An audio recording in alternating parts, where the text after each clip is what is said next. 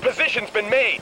The UAV has detected heat signatures at your 20. We have no available support, so you'll have to fight your way through to Ramirez's location. You know, looking back on it, Sony unleashed a real monster when they released the PlayStation 2. Things sold more than 140 million systems before they just stopped counting in April of 2010, and the only reason they did that was because real numbers don't go any higher.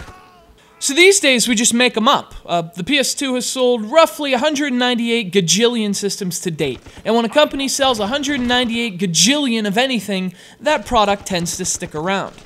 But in terms of video game consoles, they tend to stick around longer than they should.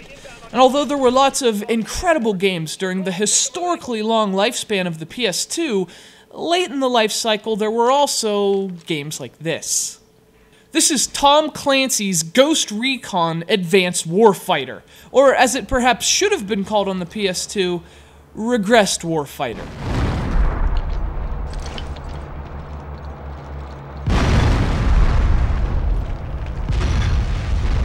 Here's the problem with Advanced Warfighter on the PS2. This game was released for the Xbox 360 just 5 months after it launched. So, understandably, most of Ubisoft's development effort went into that HD version. But of course, 198 gajillion is a whole lot of people, so another Ubisoft team was responsible for retrofitting Advanced Warfighter to the PS2, and that's what they did. They took a very good game and made it not so good. But I'm taking heavy RPG fire and cannot extract. New objective, take out those RPGs. It's not like this is just a lower resolution adaptation of the 360 game. This is almost a completely different game altogether. The story and mission structure are pretty much the same, but just about everything else was changed for the PS2. It strips away the game's third-person option entirely, and it also reduces the amount of other soldiers you can control to just one. Basically, controlling this game is like having a flashback to Khe-Sanh. Even functions as simple as aiming and moving feel clunky and awkward. It's like you're playing with a D-pad in a way.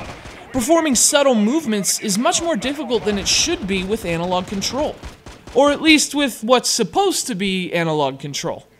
There's also some real problems with the functional and aesthetic aspects of Advanced Warfighter's level design, which also changed in the move to PS2. The environments have been scaled back dramatically in terms of detail and size, and that gives the game a sort of claustrophobic feel that just doesn't seem to fit.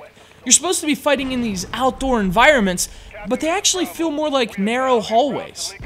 The visual downgrade most noticeably affects the game's animations.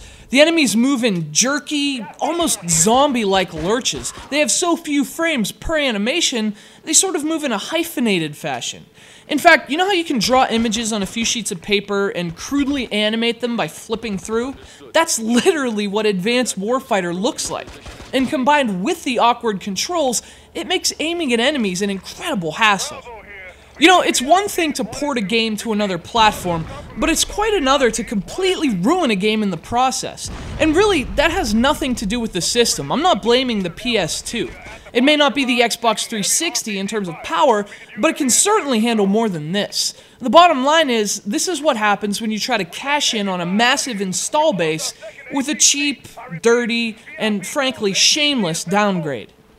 It was nice to see the series continue on the PS2, even in the console's twilight years, but in the case of the almost unplayably bad Tom Clancy's Ghost Recon Advanced Warfighter, perhaps it shouldn't have.